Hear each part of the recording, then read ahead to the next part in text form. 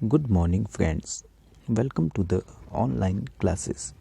Today we discuss about class 12th, subject biology, chapter number 24, blood circulatory system of human, lecture number 5.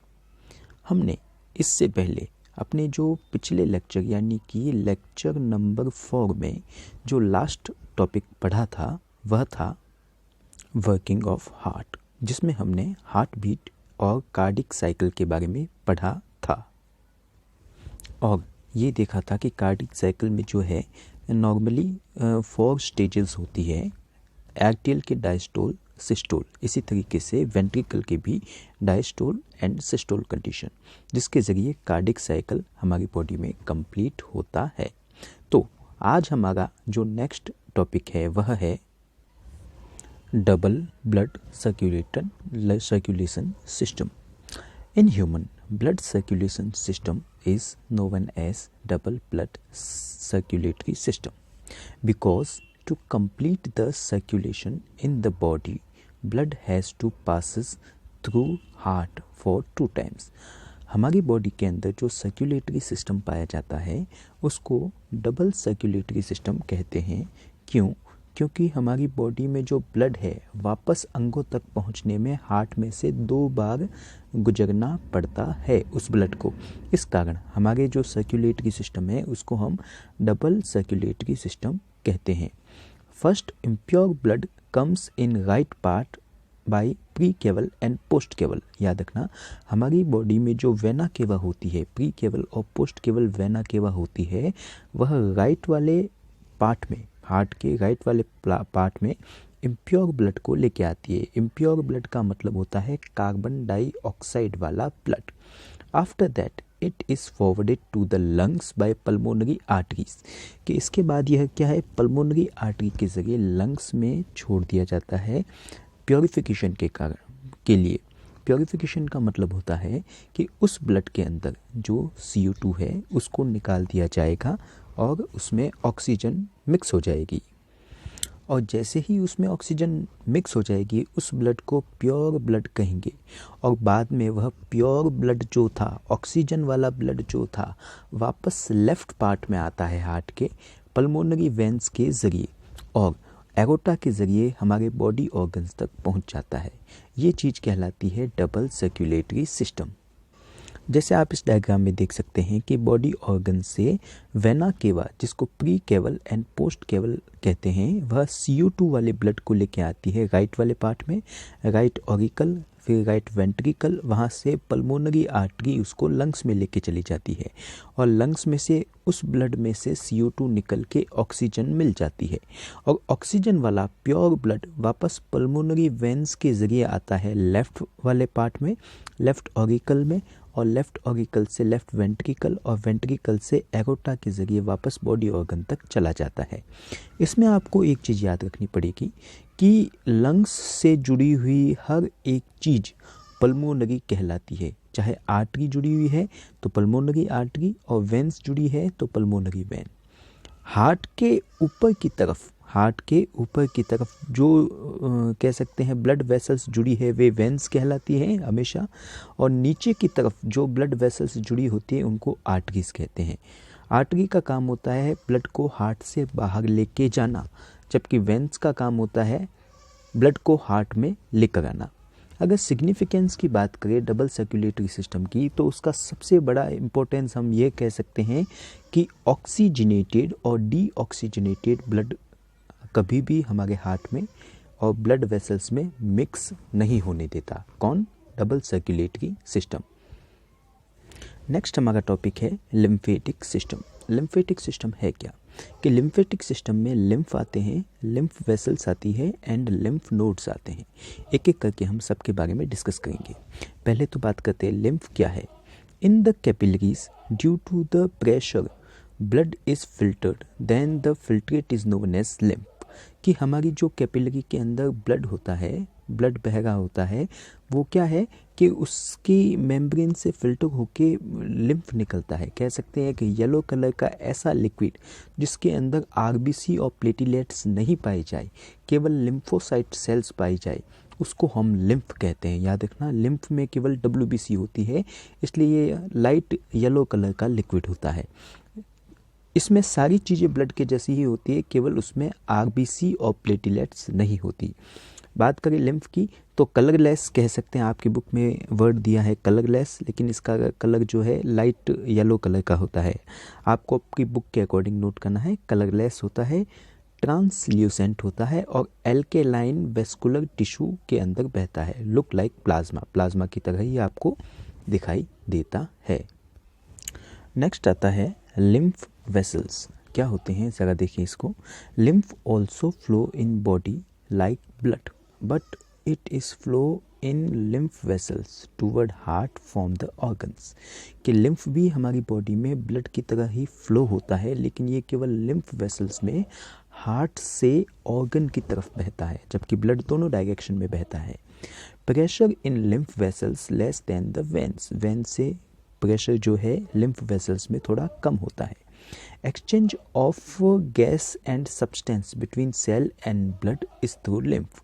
के केवल गैसों का जो exchange होता है और कुछ प्रोटीन और दूसरे सब्सटेंस जो है वे सेल से ब्लड में आते जाते रहते हैं, ओनली फॉर लिम्फ के कारण ही हो पाता है। हमारी बॉडी में बात करें तो लिम्फेटिक सिस्टम में लिम्फ वेसल्स नॉर्मली दो तरीके की होती है। फर्स्ट आती है थोरेसिक डक्ट, सेकंड आती है राइट लिम्फेटिक डक्ट। क्या आती है ज़रा देखें इसको। Thoracic duct, it receive lymph from the entire body except the right side of head, neck, thorax and right arm. कि थोरेसिक डक्ट जो है पूरी बॉडी में से लिम्फ को लेती है, लेकिन हेड को, नेक को, थोरेक्स रीजन को और आर्म्स को, राइट आर्म को छोड़कर, इन चार जगह पे छोड़कर जो लिम्फ पूरी बॉडी में से लेती है वह थोरेसिक डक्ट कहलाती है।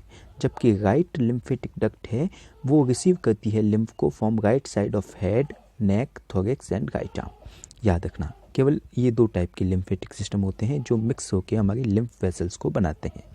और लिम्फ वेसल्स एक प्रकार की ऐसी नसें हैं, ऐसी वेसल्स है जिसके अंदर केवल लिम्फ बहता है। और लिम्फ क्या है? ब्लड के जैसा ही, लेकिन उसमें प्लेटिलेट्स और RBC नहीं है। थर्ड आता है लिम्फ नोड। नोड का मतलब गांठ कह सकते हैं हम, टॉन्सिल्स यानी कि गांठें कह सकते हैं। कि हमारी बॉडी में लिम्फ वेसल्स जहाँ जहाँ पाई जाती है वहाँ पर कई जगहों पर, सेवरल प्लेसेस पे आपको गांठ के जैसे स्ट्रक्चर दिखाई देते हैं, जिसे लिम्फ नोड कहते हैं। और लिम्फ नोड में ज़्यादातर आपको लिम्फोसाइट सेल्स, प्लाज्मा और फिक्स्ड मैक्रोफेज मिलते हैं। मैक्रोफेज एक ऐसी सेल्स है जो बाहर की चीज़ें जब हमारे ब्लड के अंदर आ जाती है तो उसको ख़त्म करने का काम करती है, मतलब उसको डिस्ट्रॉय करने का काम करती है जो हमारे शरीर को नुकसान पहुंचाए। तो लिम्फ नोड गांठ के जैसी संरचना कहाँ होती है? लिम्फ वेसल्स में कई जगह पर बीच बीच में पाई जाती है। फंक्शन की बात करें तो it carry carbon dioxide and nitrogenous waste material. के लिम्फ जो है CO2 और नाइट्रोजनस वेस्ट मटेरियल है उसको कैरी करता है। It transport fat digested and absorbed in intestine. कि वह फैट को भी ट्रांसपोर्ट करता है, उसको डाइजेशन में और एब्जॉर्प्शन में हेल्प करता है इंटेस्टाइन की। It destroy invalid micro organism and foreign particle in lymph node. कि हमारे ब्लड में कोई माइक्रो ऑर्गेनिज्म दूसरे आ जाए, बैक्टीरिया, वायरस, कुछ भी आ जाए, तो वो क्या करता है? लिम्फ नोड में उनको जमा कर देता है और उन फॉरेन पार्टिकल को डिस्ट्रॉय करने का काम करता है। और लिम्फ जो है एक्ट करता है mediator, as mediator in between blood and tissue. Blood और टिश्यू के बीच के मीडिएटर के तौर पे यह काम करता है। आगे हम बात करते हैं, एक नोट आ जाता है कि पेसमेकर क्या होता है। तो SAN जो था, साइनो ऑरिकुलर नोड जो था, मैं अभी पिछली क्लास में आपको बता चुका हूँ, जिसको पेसमेकर कहते हैं। उसका फंक्शन होता है हार्ट बीट की इम्पल्स का प्रोडक्शन करना, मतलब हमारी हार्ट बीट को जनरेट करने का काम करता है। बात करते हैं difference between blood and lymph. दोनों में डिफरेंस क्या होता है कि ब्लड जनरली रेड कलर का दिखाई देता है, जबकि यह कलरलेस होता है। ब्लड के अंदर RBC, WBC और प्लेटलेट सब पाई जाती है, लेकिन लिम्फ में केवल WBC पाई जाती है। और ब्लड में WBC लेस क्वांटिटी में होती है। अगर हम तुलना करें प्लेटलेट्स और RBC की, तो उसके तुलना में कंपैरिजन में WBC कम मिलती है, जबकि इसमें केवल WBC ही होती है, तो मोर क्वांटिटी में WBC आपको लिम्फ में मिलती है। Blood is liquid connective tissue है and lymph is filtrate blood है, मतलब ब्लड का ही एक टाइप से फिल्ट्रेट पोर्शन है। नेक्स्ट जो टॉपिक आता है वह आता है डिजीज रिलेटेड टू हार्ट, जिसमें फर्स्ट आता है हाइपरटेंशन एंड हाइपोटेंशन। दोनों क्या होती है कि हम पहले बात करते हैं ब्लड प्रेशर की, कि नॉर्मली सिस्टोल और डायस्टोल प्रेशर जो होता है ह्यूमन की बॉडी में, वह सिस्टोल तो होता है 120 mm/Hg एंड ये जो डायस्टोल होता है वह है 80 mm/Hg। Hg मर्करी को कहते हैं और उससे ही इसका कंपैरिजन किया जाता है। तो नॉर्मल प्रेशर ये है, लेकिन जब सिस्टोल प्रेशर ऑफ एरी arterial blood is more than 140 mm/Hg and diastolic pressure is more than 80 mm/Hg, this condition known as high blood pressure and it is known as hypertension। hypertension को high blood pressure भी कहते हैं। इसका just opposite हम बात करें तो अगर कह सकते हैं कि low blood pressure situation is called hypotension and it is because chronic expansion of arteries and blood loss and failure of pumping action of heart। इसमें कह सकते हैं कि ये जो 120 mm से कम और 80 mm से कम सिस्टोल डायस्टोल प्रेशर हो जाए हार्ट का, तो उसको हाइपोटेंशन कहते हैं। वो होता क्यों है? वो कुछ कारणों से हो सकता है, जैसे कि क्रॉनिक एक्सपेंशन ऑफ आर्टियोल्स, कह सकते हैं कि हमारी जो कह सकते हैं आर्टरीज है उसके अंदर ब्लड प्रॉपर तरीके से नहीं बह रहा है, या ब्लड खून की कमी हो गई, या फेल्यूलर ऑफ पंपिंग एक्शन, हार्ट सही ढंग से पंपिंग नहीं कर रहा, तो आपके ब्लड प्रेशर में कमी आती है, लो ब्लड प्रेशर होता है, जिसको हम हाइपोटेंशन कहते हैं। सेकंड आता है कोरोनरी आर्टरी डिजीज, जिसको कैड कहते हैं, CAD। इसमें क्या होता है कि in this vessels supplying blood to the cardiac muscles are affected, कि जो कार्डिक मसल्स तक वो सप्लाई करते हैं ब्लड की, वो अफेक्टेड होता है, जिसके कारण this is due to the blocking of arteries by fat, calcium and fibre tissue. कि आर्टरीज जो है ब्लॉक हो जाए फैट से, कैल्शियम से या फाइबर टिश्यू से, तो यह कोरोनरी आर्टरी डिजीज़ कहलाता है। Next heart failure. क्या होता है heart failure? In this stage heart could not supply enough blood necessary in the different part of the body. The main symptom of this disease is contraction of lung। कह सकते हैं कि heart failure में क्या है कि heart पूरी तरीके से सभी अंगों तक ब्लड की सप्लाई नहीं कर पाता, और इसका सबसे बड़ा सिम्टम क्या है कि फेफड़े सिकुड़ने लगते हैं, उनका कॉन्ट्रैक्शन होने लगता है। थर्ड नेक्स्ट आती है हमारी जो हार्ट से रिलेटेड डिजीज़ है, वह है हार्ट अटैक। हार्ट अटैक में क्या होता है, ज़रा देखें इसको हम। Heart failure is not like heart attack.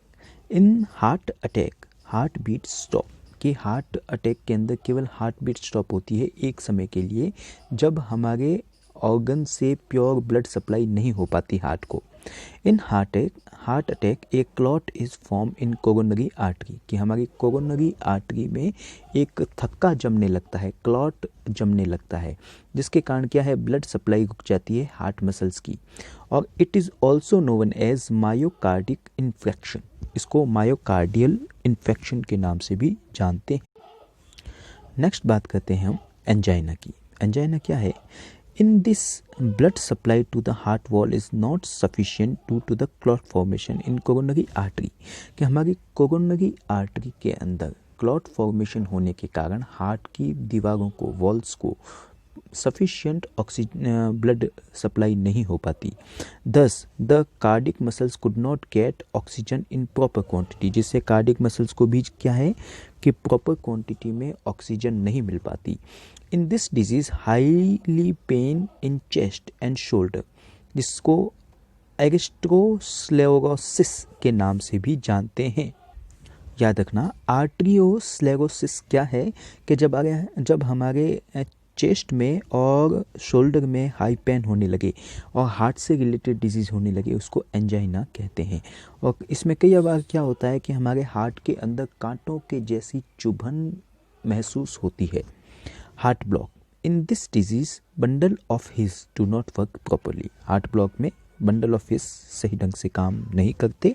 And pericarditis due to the bacterial infection pericardium get swell and more pericardial fluid is collected in heart. के एक बैक्टीरियल इन्फेक्शन होने के कारण पेरिकार्डियम जो बाहर वाली मेम्ब्रेन है वो स्वेल होने लगती है, मतलब सूजन आने लगती है उसके अंदर, जिसके कारण पेरिकार्डियल फ्लूइड जो है बहुत ज़्यादा हार्ट में कलेक्ट हो जाता है। इसको पेरिकार्डियटिस के नाम से जाना जाता है। तो इसके साथ आपका ये चैप्टर यहाँ पे कंप्लीट होता है। नेक्स्ट क्लास में हम अगले चैप्टर के बारे में डिस्कस करेंगे। तब तक के लिए गुड बाय, थैंक यू।